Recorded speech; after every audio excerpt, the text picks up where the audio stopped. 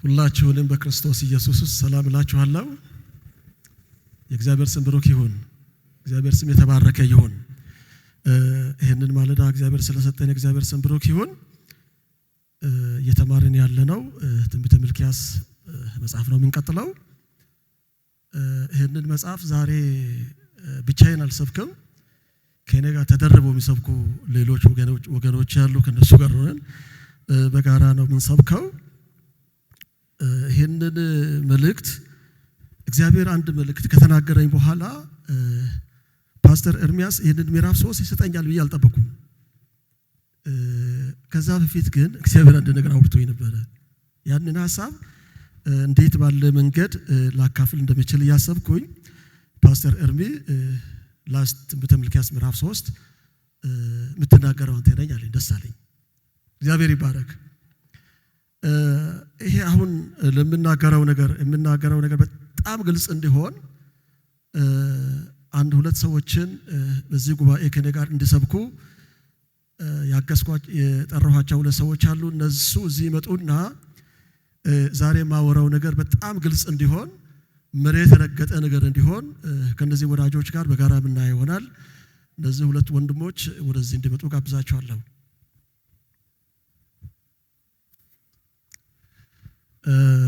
እነዚህ ሁለት ወዳጆች በእንደዚህ ልክ በፊታችን ቆመዋል። ይሄንን ስብከት ከመዘጋጀት በፊት እግዚአብሔር ወደ እኔ ተመለሱ የሚል አይነት መልእክት ነግሮኛል። እነዚህ ሰዎች ለዛሬ ዘኪ እግዚአብሔርን በሚወክል መልክ ሚሊ ሰውን በሚወክል መልክ በፊታችን ቆመዋል። እግዚአብሔርም ሰው እርስ በርስ መውራት ይፈልጋሉ፣ መገናኘት ይፈልጋሉ፣ መነጋገር ይፈልጋሉ፣ የልባቸውን መውራት ይፈልጋሉ። እነዚህ እዚህ የቆሙ ሰዎች አሁን የምንለው ነገር ማድረግ አይችሉም። ተጨባበጡ፣ መጨባበጥ ይፈልጋሉ፣ ግን በምንም ሁኔታ መጨባበጥ አይችሉም። ተቃቀፉ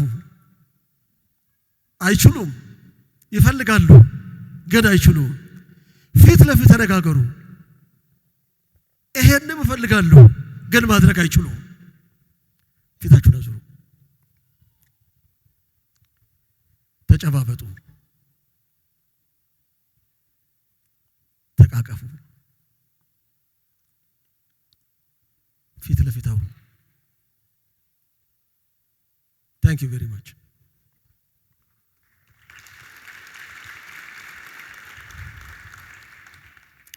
የእግዚአብሔር ስም የተባረከ ይሁን። የተሐድሶ አጭርና ግልጽ ትርጉም ወደ እግዚአብሔር መመለስ። ተሐድሶ ብለን ስናወራ አጭር ግልጽ ስናደርገው ወደ እግዚአብሔር መመለስ፣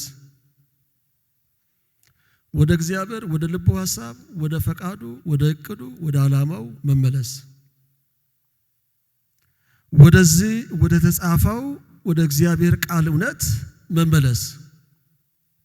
ከዚህ ውጪ የሆኑ ነገሮችን ከእግዚአብሔር ቃል እውነት ውጪ የሆኑ ነገሮችን ከህይወታችንም ይሁን ከቤተ ክርስቲያናችን ማስወገድ።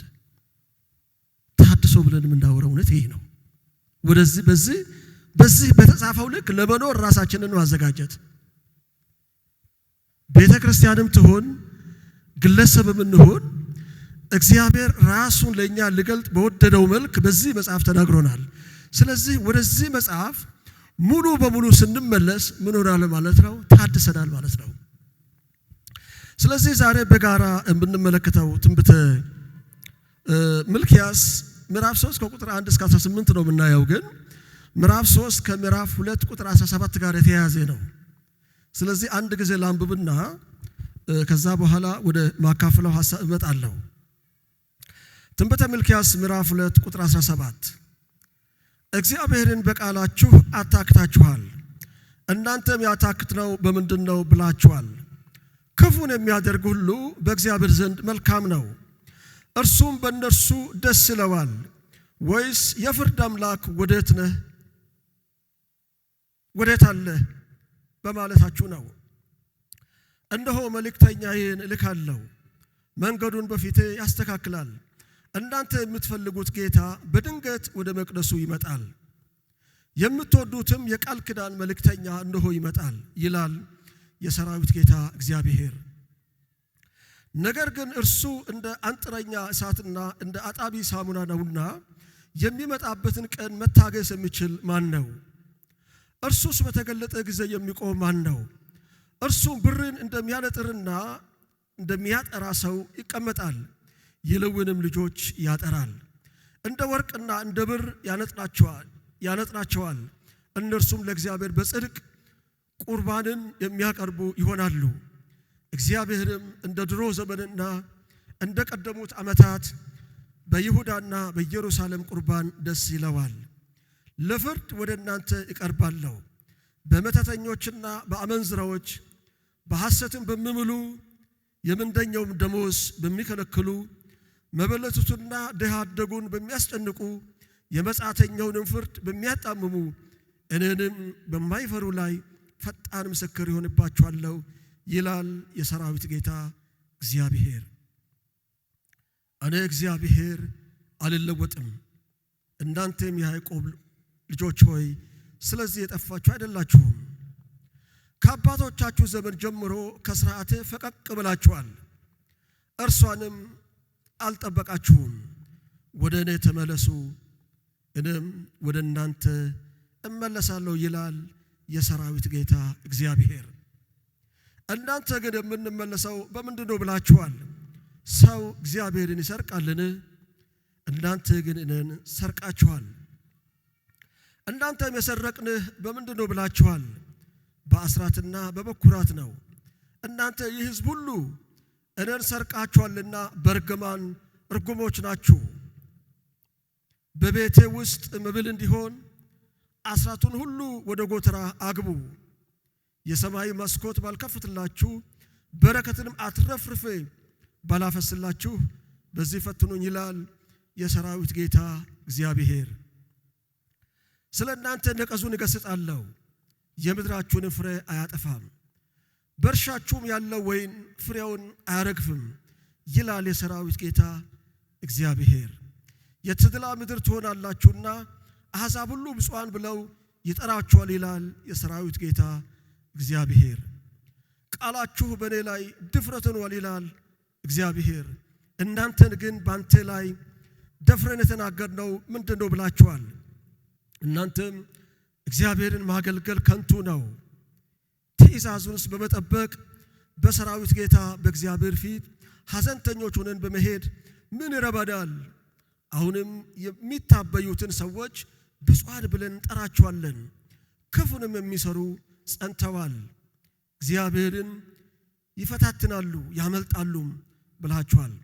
የዚያን ጊዜ እግዚአብሔርን እንደሚፈሩ እርስ በርሳቸው ተነጋገሩ፣ እግዚአብሔርም አደመጠ ሰማም።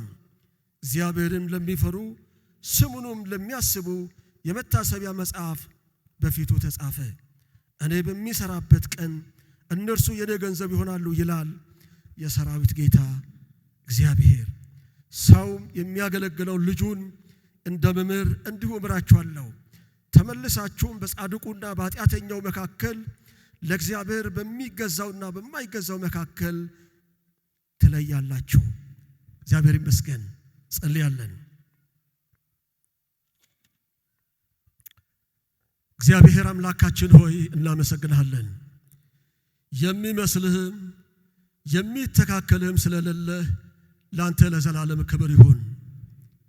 ዛሬ በመካከላችን ስላለህ ብዙ ምስጋና ብዙ ክብር ላንተ ይሁን። እዚህ እየተቀመጥን ሁላችንን ልታወራን ልታናገረን የልባችንን ሐሳብ ለኛ ልታካፍል አንድ ምዕራፍ ወደ ራስ ልታቀርበን ወደኛ ስለመጣ ተመስገን። ዛሬ አንተ የማታወራው ሰው እግዚአብሔር ሆይ እጅህ የማይነካው ሰው በመካከላችን እንዳይኖር በናዝሬቱ ጌታ በኢየሱስ ክርስቶስም እንጸልያለን። ለኛ በሚገባንም ይሁን በማይገባንም መልክ የሚንቀሳቀስ የተኛው አጋንንታዊ የሆነ ዕቅድና ፕሮግራም ቢኖር በናዝሬቱ ጌታ በኢየሱስ ክርስቶስም የፈረሰ ይሁን። እጅ በኃይልና በስልጣን በእኛ መሃል ይንቀሳቀስ። የቃል ፍቺ ይብራልን።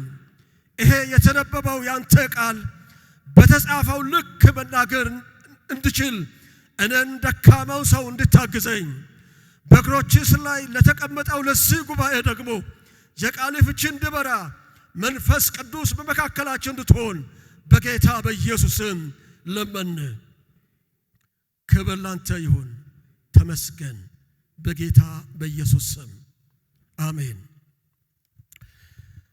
የተነበበው ይሄ ትንቢተ ሚልክያስ ምዕራፍ 3 ወር ምዕራፍ 2 ከቁጥር 17 ጀምሮ እስከ ምዕራፍ 3 ቁጥር 18 ባሉ 19 ቁጥሮች ውስጥ የሰራዊት ጌታ እግዚአብሔር እንዲህ ይላል የሚል 8 ጊዜ እናነባለን። በአጠቃላይ በትንቢተ ሚልክያስ 22 ጊዜ የሰራዊት ጌታ እግዚአብሔር እንዲህ ይላል የሚል ነገር እናነባለን። ስለዚህ ከዚህ አሁን ካነበብኳት ከ18 ወር ከ19 ቁጥር ውስጥ የሰራዊት ጌታ እግዚአብሔር እንዲህ ይላል የሚል ነገር 8 ጊዜ እናያለንና እኔ ዛሬ እግዚአብሔር በውስጤም ያስቀመጠው ከይሄን ክፍል ቀጥታ የሚያወራው ነገር ላካፍል ፈልጋለሁ። እግዚአብሔር ዛሬ ምንድነው ለዚህ ጉባኤ የሚያስተላልፈው? ወደ እኔ ተመለሱ ይለናል። ቁጥር 7ን መነሻ አድርጌ ነው ይሄንን ማወራው። ወደ እኔ ተመለሱ እኔ ወደ እናንተ እመለሳለሁ። ይሄ የትንቢተ ሚልክያስ መጽሐፍ ከዚህ ቀደም ከዶክተር ነብዩ ጋር ምዕራፍ 1ና አጠቃላይ ባክግራውንዱን ያየንበት ከመጋቢ ደስታ ጋር ምዕራፍ 2ን የተመለከትንበት ክፍል ነው። ዛሬ ግን ለዚህ አሁን ለምናገረው ለምዕራፍ 3 ጥሩ መምጫ እንዲሆን ትንሽ እጄ እመለሳለሁ ያለኝ ሰዓት በትክክል ለመጠቀም።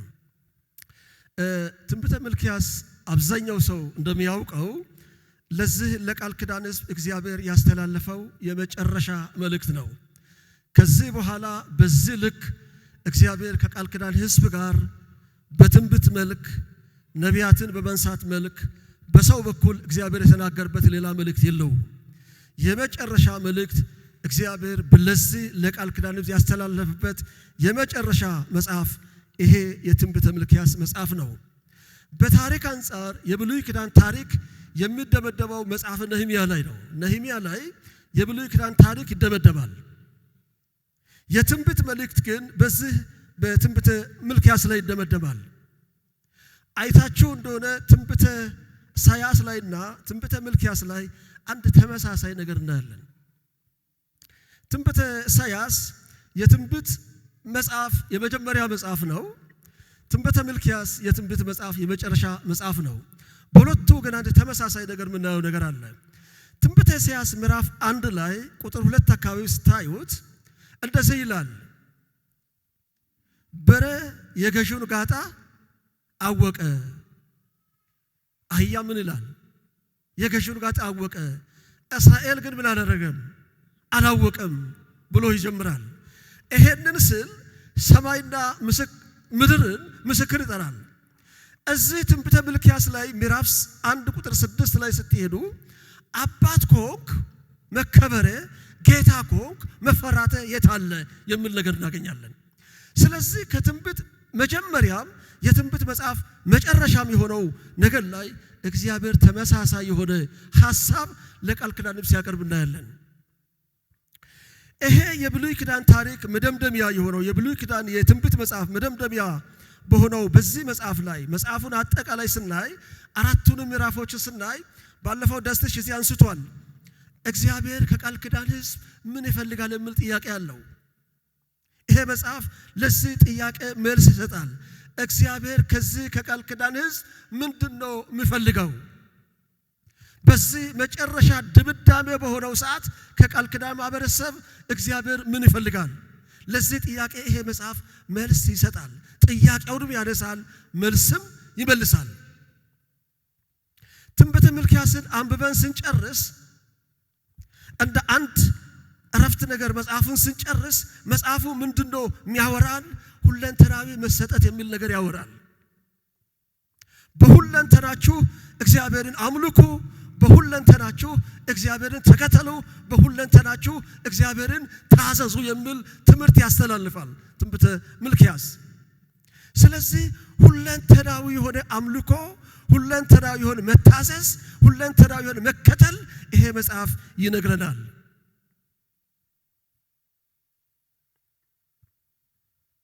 ለዚህ ለቃል ኪዳን ሕዝብ በዘጸአት ምዕራፍ 19 እስከ ምዕራፍ 24 ዘዳግም ምዕራፍ 28 እንደዚህ ክፍሎችን በመናይበት ጊዜ ለዚህ ለቃል ኪዳን ሕዝብ እግዚአብሔር እንደ ንጉስ፣ እግዚአብሔር እንደ አባት ነበር።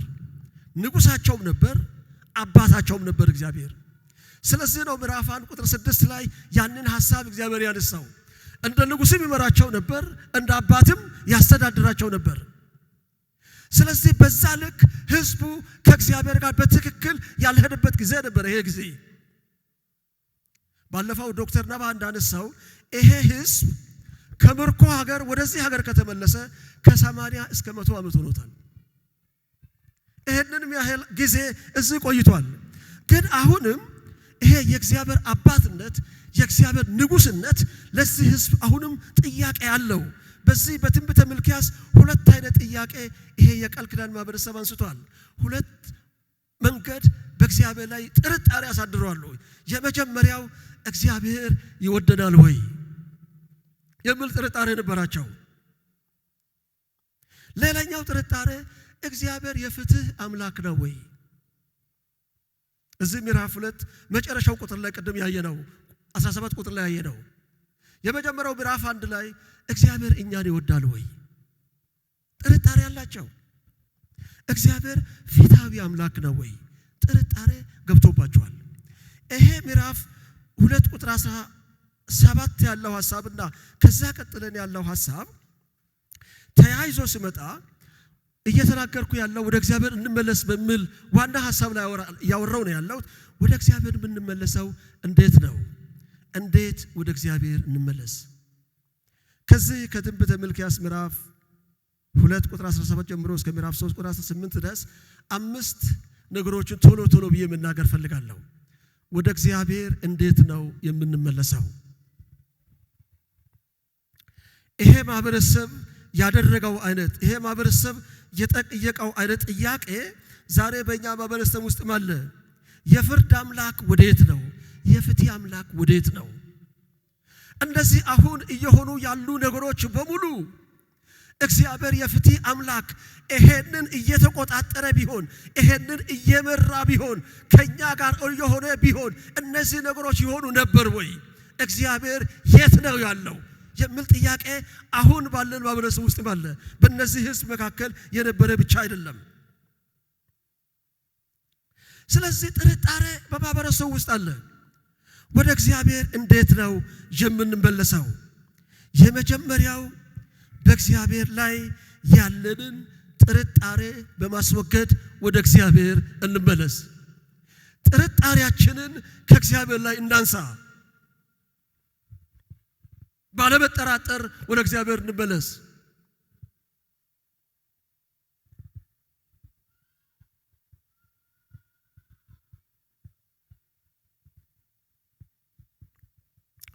እዚህ መጽሐፍ ላይ እግዚአብሔር ዘላለማዊ ነው፣ አይለወጥ ነው፣ አፍቃሪ ነው፣ ጻድቅ ነው። ጥርጣሬያችንን እናስወግድ። እግዚአብሔርን ዘላለማዊነቱን፣ አይለወጥነቱን፣ አፍቃሪነቱን በማመን በመቀበል ወደ እግዚአብሔር እንመለስ። አንዳንድ ጊዜ በእግዚአብሔር ላይ የማንጠራጠር እንመስላለን፣ ግን ልባችን አንዳንድ ጊዜ በእግዚአብሔር ላይ ጥርጣሬ ያድራል። በትክክለኛ መንገድ እየሄዳችሁ ነገሮቻችሁ ልክ ሳይሆኑ ሲቀሩ እግዚአብሔር የለም ወይ እምል ሰው ከነም ጭምር በዚህ ጉባኤ ውስጥ አይጠፋም። ስለዚህ ጥርጣሬያችን አስወግደን እግዚአብሔር ልክ ነህ፣ ጻድቅ ነህ ብለን ወደ እግዚአብሔር እንመለስ። ምናልባት እግዚአብሔር ወደ እኔ ተመለሱ ብሎ ይሄንን ነገር ሲናገር በዚህ ጉባኤ መካከል በእግዚአብሔር ላይ ጥርጣሬ ያደረብን ሰዎች እንኖራለን። ስለዚህ ወደ እግዚአብሔር ተመለሱ፣ ጥርጣሬያችሁን አቁሙ፣ እግዚአብሔርን አትጠራ እግዚአብሔር የዘላለም አምላክ ነው። ሃሌሉያ። ጥርጣሬያችንን እናስወግድ። አንጠራጠረው። በእኛ ዘንድ ይልቁን ይሄ ማህበረሰብ ይሄ ትንቢተ ሚልክያስ ላይ ያለው ማህበረሰብ የፍትህ አምላክ ወዴት ነው? የፍርድ አምላክ ወዴት ነው ብለው ይጠይቃሉ። ግን ሊስተካከል የሚገባ ነገር በእነሱ ውስጥ ብዙ ነገር አለ። በእነሱ ዘንድ አለ። ምን አለ? በመካከላቸው ጭቆና አለ። ይህንን ስናደብ ጭቆና አለ በመካከላቸው። አመንዝራነት አለ፣ ጥንቆላ አለ፣ ኢፍትሃዊነት አለ። ድሆችን ይጨቁናሉ፣ መበለቶችን ይጨቁናሉ። ለሰራተኞቻቸው ደሞዝ በትክክል አይከፍሉ። ኢፍትሃዊነት በመካከላቸው ያለ የፍርድ አምላክ የት ነው ያለው ብለው በእግዚአብሔር ላይ በጻድቅነቱ ላይ ጥያቄ ያነሳሉ። እግዚአብሔር የመለሰው መልስ ለዚህ ማህበረሰብ ነገሮች እንደዚህ አይቀጥሉም፣ ቶሎ ብዬ ለፍርድ እመጣለሁ ያላቸው። አሁን ባለው ሁኔታ ይሄ አይቀጥልም፣ ለፍርድ እመጣለሁ፣ ቶሎ ብዬ እመጣለሁ፣ የሌዊ ልጆችንም አጠራለሁ ይላል። ይሄ ማህበረሰቡንም አገልጋዮችንም ያካተተ ነገር ነው። ቤትን አጠራለሁ አይነት ነገር ነው። ቤተ ክርስቲያንን አጠራለሁ አይነት ነገር ነው። ሀገርንም ጭምር አጠራለሁ አይነት ነገር ነው። አገልጋዮችንም አጠራለሁ። ቅዱስ መስዋዕት የሚያቀርቡ አገልጋዮች በደፊት ይኖራሉ። ስለዚህ ላጠራችሁ ወደ መካከላችሁ እመጣለሁ፣ ላጸዳ እመጣለሁ፣ ለፍርድ እመጣለሁ። ስለዚህ ተስተካከሉ፣ ወደ እኔ ተመለሱ አይነት አንደምታ ያለው ክፍል ነው። ይሄ ክፍል ይልቁን ራሳችሁ ህይወታችሁን ኑሯችሁን አስተካክሉ የሚል ሐሳብ አለው።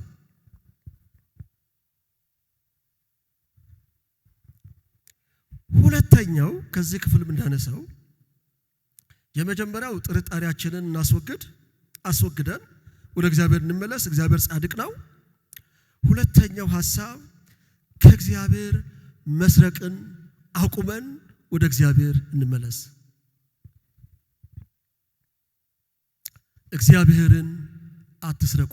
የእግዚአብሔር የሆነው ነገር ለራሳችሁ አታደርጉ።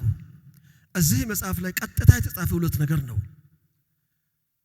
በምንድን ነው ምንሰርቅህ ብሎ ጠየቁት። አስራትና መባ፣ ይሄ በኩራት ይላል። አስራትና መባ ለምን ታደርጋላችሁ? ትሰርቁኛላችሁ። ስለምትሰርቁኝ ደግሞ ምንድናችሁ? ስለምትሰርቁኝ ምንድናችሁ ነው የሚለው። አንድ ሰው ማይክ ይዞ ቢያወራ ደስ ባለኝ። እየተረገማችሁ ናችሁ ወይም እርጉሞች ናችሁ ይላል። ስለምትሰርቁኝ እርጉሞች ናችሁ ብሎ ይህንን ነገር ያነሳል። ስለዚህ ወደ እግዚአብሔር የምንመለሰው ከእግዚአብሔር መስረቅን በማቆም አስራታችንን መባችንን በታማኝነት ለእግዚአብሔር ቤት አገልግሎት በመክፈል ወደ እግዚአብሔር እንመለስ። እዚህ መጽሐፍ ላይ አስራትና መባ ወደ ጎተራዬ ምን አድርጉ? አስገቡ ነው የሚለው። ብሉይ ኪዳን ላይ ስታዩት በቤተ መቅደስ ውስጥ እንደዚህ አስራት መባ ሰዎች የሚያስገቡበት እንደ ጎተራ የተሰራ ክፍል አለ። ስለዚህ ሰዎች እያመጡ አስራታቸውን፣ መባቸውን፣ በኩራታቸውን እዛ ጎተራ ላይ ይጨምራሉ። ይሄንን የሚያደርጉት ለምንድን ነው ይላል መጽሐፍ ቅዱስ ላይ ጌታ እግዚአብሔር ሲናገር፣ በኔ ቤት ምን እንዲኖር ይላል? መብል እንዲኖር ይላል።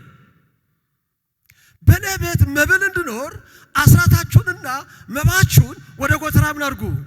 አስገቡ። መደበኛ ትርጉም ያዘ ሰው ካለ አስራቴን ይላል አይደለ? መደበኛ ትርጉም ያዛችኋላችሁ። አስራቴን ወደ ጎተራ ምን አድርጉ? አስገቡ። የኔ የሆነውን ገንዘብ ወደ እኔ ጎተራ ምን አድርጉ? ጨምሩ። ይሄንን ባለማድረግ ሰርቃችሁኛል። ስለዚህ እርጉም ናችሁ ይላችኋል።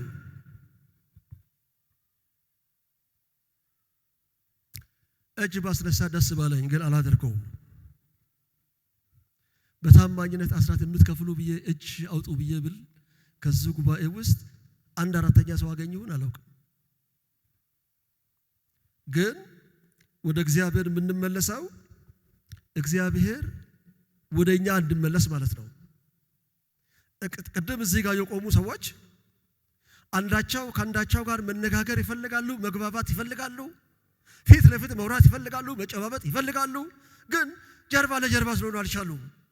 ስለዚህ ከእግዚአብሔር ጋር ፊት ለፊት መነጋገር የእግዚአብሔር የልቡን ሐሳብ የእግዚአብሔር የልቡን ፈቃድ የኛንም ጥያቄ ለእግዚአብሔር ነግረን የእግዚአብሔርን መልስ ከሱ ተቀብለን በደስታና በሰላም ከእግዚአብሔር ጋር ለመጓዝ ከፈለግን እግዚአብሔርን መስረቃችንን እናቁም።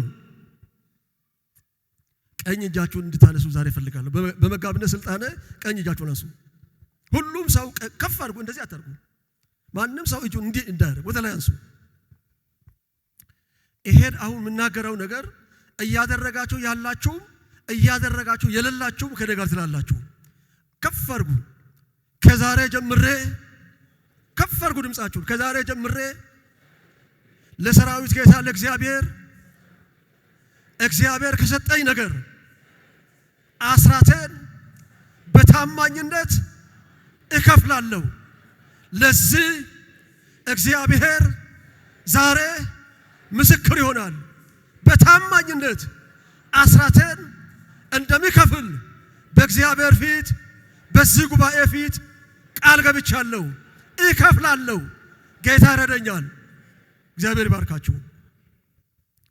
አስራታችንን አንስረቅ።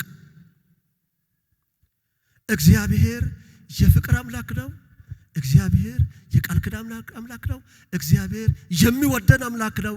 ግን እግዚአብሔር የማይታዘዙትን ይቀጣቸዋል። እርግጠኛ ሁኑ። በብሉይ ኪዳንም ይሁን በአዲስ ኪዳን እግዚአብሔር የማይታዘዙ ሰዎችን ይቀጣቸዋል። እግዚአብሔር ጎሎበት አይደለም አስራት ወደ ጎተራ አግቡ የሚለው። መዝሙር መጽሐፍ ምዕራፍ 50 ላይ ስታነቡ እኔ ብራብ አንተን ጠይቃለሁ ወይ? ብቸገር አንተ ጋር እመጣለሁ ወይ? ምድርና ሞላዋ እኮ የኔ ናት የሚል ጌታ ነው። የቃል ኪዳን ሕዝብ ከእግዚአብሔር ጋር ቃል ኪዳን ሲያደርግ እግዚአብሔር ይሄንን ሕዝብ ለመባረክ ይህ ሕዝብ ደግሞ እግዚአብሔርን ለመታዘዝ ቃል ገብቷል። እግዚአብሔር የመርህ አምላክ ነው። በመርህ የሚሰራ አምላክ ነው። የማይታዘዙ ሰዎችን ምን ያህል አፍቃሪ ቢሆንም የማይታዘዙ ሰዎችን ይቀጣቸዋል።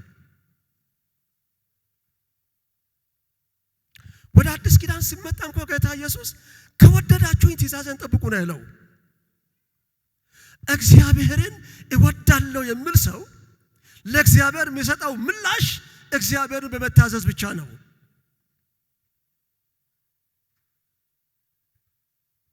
እግዚአብሔርን እወደዋለሁ የሚል ሰው በመታዘዝ ይገልጣል።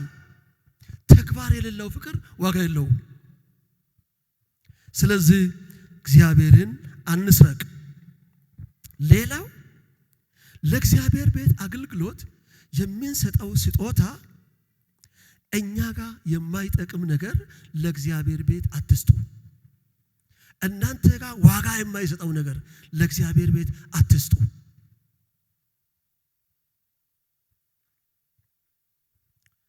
በእኛ አሁን ባለንበት 10 ብር ምንድን ነው የሚያደርገው?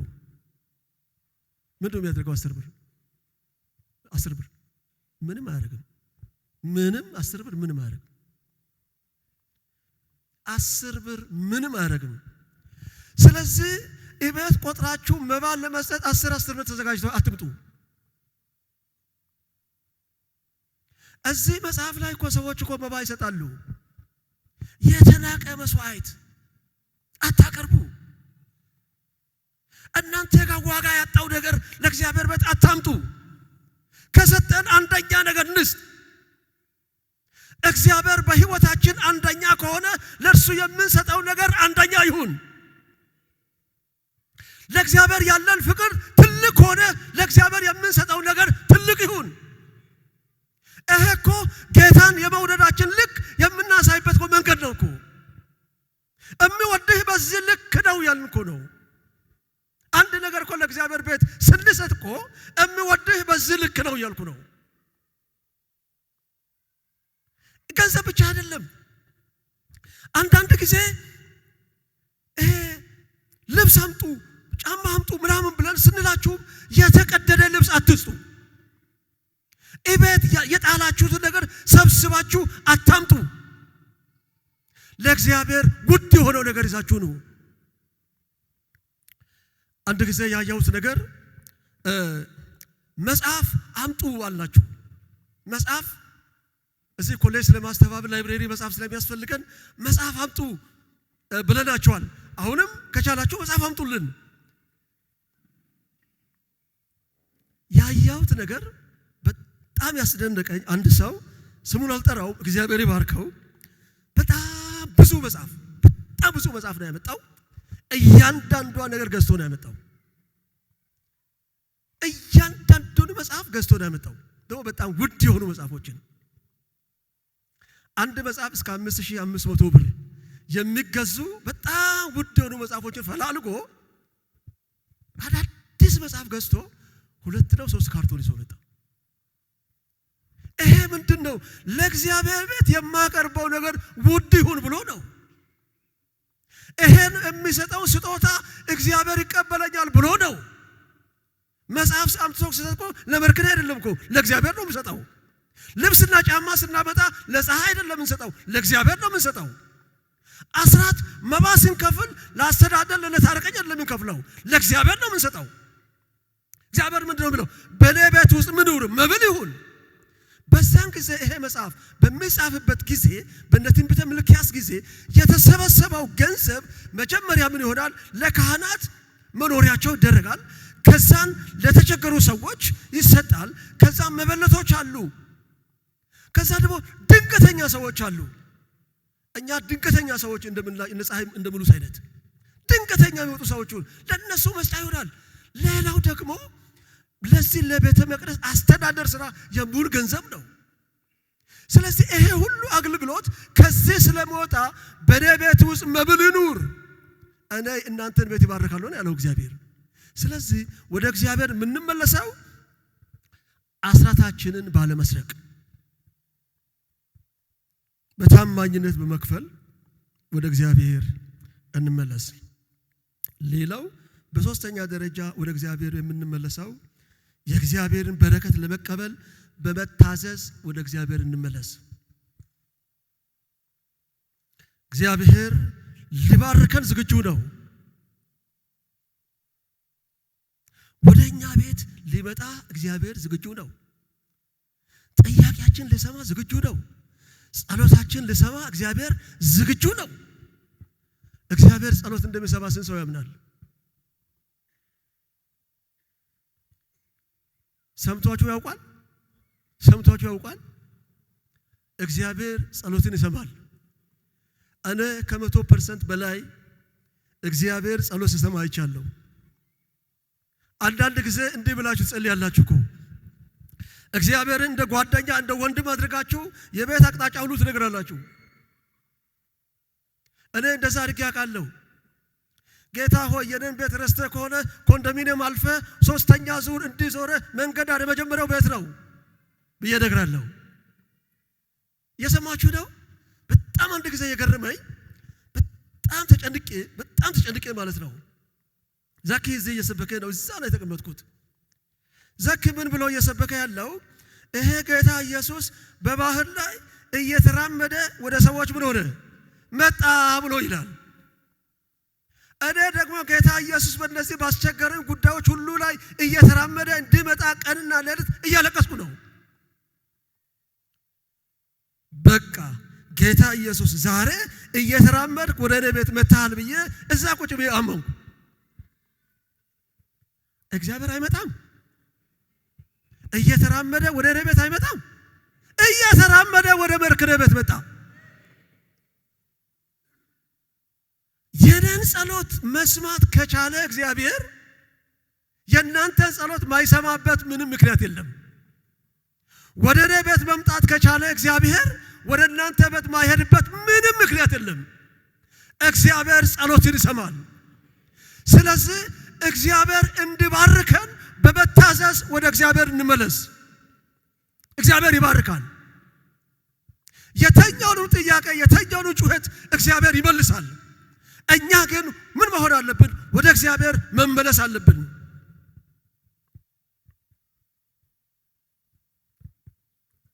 የእግዚአብሔርን በረከት ለመቀበል በመታዘዝ ወደ እግዚአብሔር እንመለስ። እግዚአብሔር እንዱ ዝም ብሎ ሰዎች እንዱ ዝም ብሎ የሚሰጠን አምላክ አይደለም። ለሚታዘዙት እግዚአብሔር በረከትን ይልክላቸዋል። የሚታዘዙትን ይባርካል። የማይታዘዙትን እንደሚቀጣ ሁሉ የሚታዘዙ ሰዎችን እግዚአብሔር ይባርካቸዋል። የመታዘዝ እኮ ዋናው እኮ የፍቅር መታዘዝ የሚባለው እኮ ዋናው እኮ የፍቅር መግለጫችን ነው። በቃ ጌታ ሆይ እወዳለሁ ብዬ ካልኩ እኮ ታዘዝልታለሁ።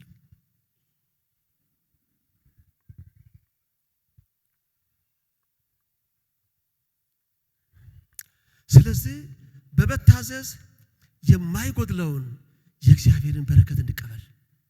በመታዘዝ ብቻ እግዚአብሔር ከኛ የሚፈልገውን በማድረግ ብቻ። እግዚአብሔር ከባድ ነገር እኮ አይደለም። እግዚአብሔር እንዲሁ እንደኛ እኮ ዝም ብሎ ነገር የሚጠይቃል። እኛ ጋር የሆነ ነገር አስቀምጦ ከዛ ነገር ስጠኝ ብሎ ስለምን እኮ ነው የምንከለክለው? ከሱ ተቀብለን እሱን እንከለክላለን። ከእጁ ተቀብለን እሱን እንከለክላለን። ምን ማለታችን ነው? ባንተ ቤት ውስጥ መብል አይኑር፣ በእኛ ቤት ውስጥ ግን መብል ይኑር ያልን ነው። አይኖርም።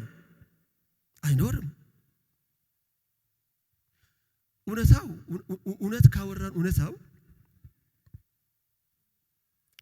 በ90,000 ብር ቤቱን ማስተዳደር ያልቻለ ሰው 10,000 ብር ቢጨመር በቤቱ ያስተዳድራል? አያስተዳድርም እኮ።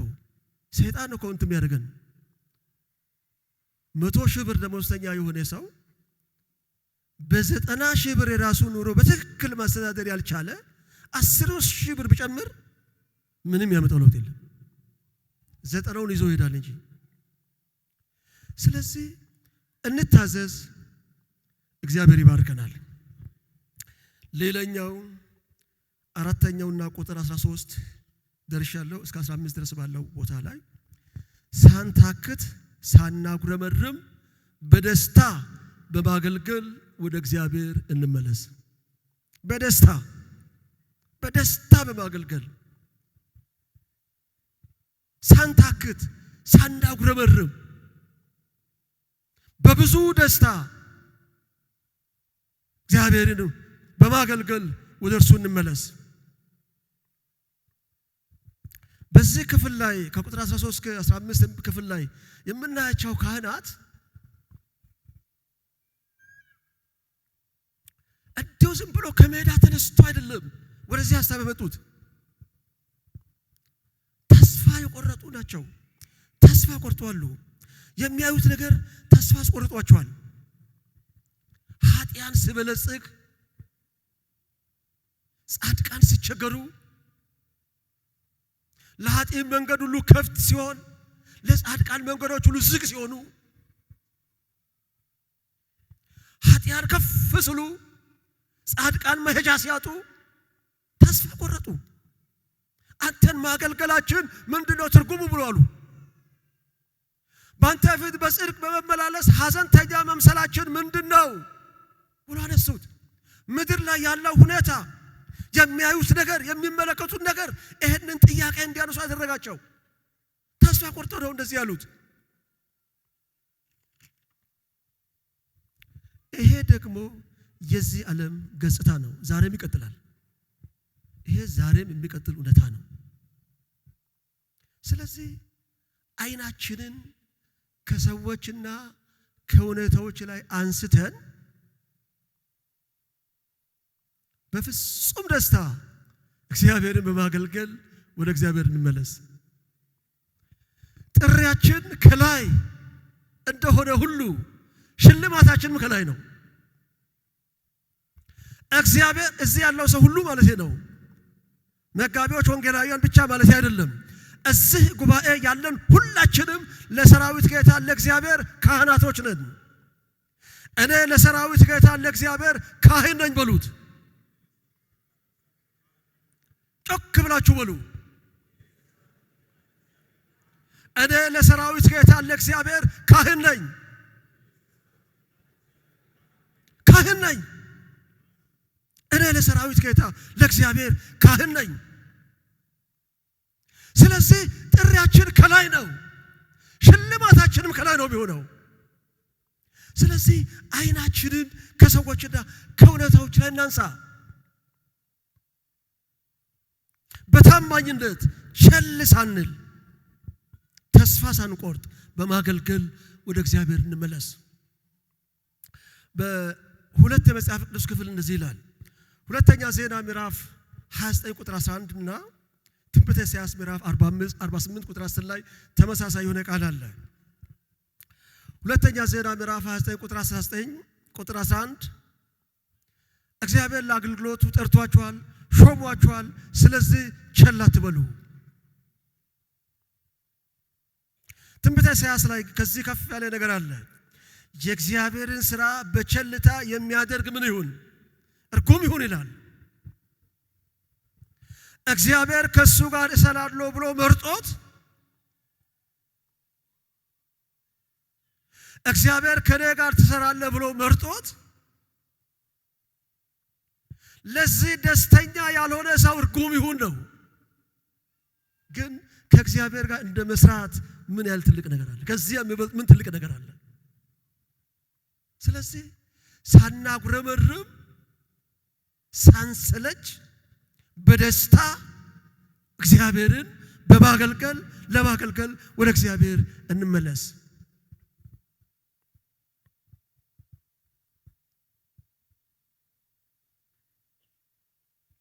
የመጨረሻ ክፍል ቁጥር 16 እና 18 ላይ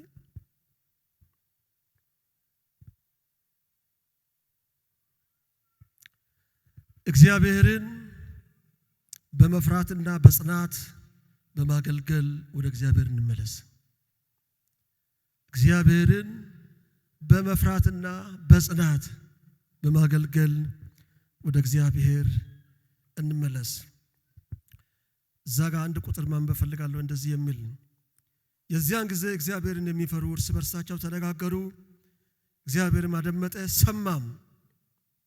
እግዚአብሔርን በሚፈሩ ስሙንም ለሚያስቡ የመታሰቢያ መጽሐፍ በፊቱ ተጻፈ። እኔ በሚሰራበት ቀን እነርሱ የኔ ገንዘብ ይሆናሉ ይላል የሰራዊት ጌታ እግዚአብሔር። እግዚአብሔርን በመፍራትና በጽናት በማገልገል ወደ እግዚአብሔር እንመለስ። በአዲስ ኪዳን ውስጥ ቆላስይስ ምዕራፍ 3 ቁጥር 23 እና 24 ላይ እንደዚህ የተጻፈ የእግዚአብሔር ቃል አለ። የምታደርጉትን ሁሉ ለሰው ሳይሆን ለጌታ እንደምታደርጉ ቆጥራችሁ በሙሉ ልባችሁ አድርጉ፣ ከጌታ ዘንድ እንደ ብድራት የምትቀበሉት ርስት እንዳለ ታውቃላችሁና የምታገለግሉት ጌታ ክርስቶስን ነው ይላል። እዚህ ጋር የተጻፈው አውድ እንኳን ሰራተኞች አሰሪዎች እና ሰራተኞች ነው ያሉት። ሰራተኞችን የሚመለከት ወይም በዛ በእነሱ አውድ ባሪያ የተባሉ ሰዎችን የሚመለከት ነው። እኛ ግን ለሰራዊት ጌታ ለእግዚአብሔር ባሪያዎች ነን። እኔ ለሰራዊት ጌታ ለእግዚአብሔር ባሪያ ነኝ። ስለዚህ ይሄ እኛን የሚመለከት ነገር ነው። በእግዚአብሔር ፊት በጽናት እርሱን በመፍራት የምናከናውነው አገልግሎት መታሰቢያ ይኖረዋል። በምድር ላይ ምንም ትርጉም የሚሰጥ ባይሆን ሰዎች ምንም የማያውሱ ነገር ባይሆን በጽድቅ በጽናት በቅድስና በእግዚአብሔር ፊት የምናከናውነው አገልግሎት በሰራዊት ጌታ በእግዚአብሔር ዘንድ መታሰቢያ አለው፣ ይጻፋል። ረጅም ጊዜ ከጌታ ጋር ስላጠፋችሁ የምትፈልጉትን ነገር ስላጣችሁ ከማትፈልጉት ነገር ጋር አትጣመሩ። ይሄን እንደ እግዚአብሔር ሰው መናገር ፈልጋለሁ። ረጅም ጊዜ ከጌታ ጋር ስለተጓዛችሁት በጽድቅ ስለተንቀሳቀሳችሁ በቅድስና ስለኖራችሁ እግዚአብሔርን ፈርታችሁ እንደዚህና እንደዚህ አላደርግም ስላላችሁ ብዙ ነገሮችን ስላጣችሁ ከማትፈልጉት ነገር ጋር አትጣመሩ።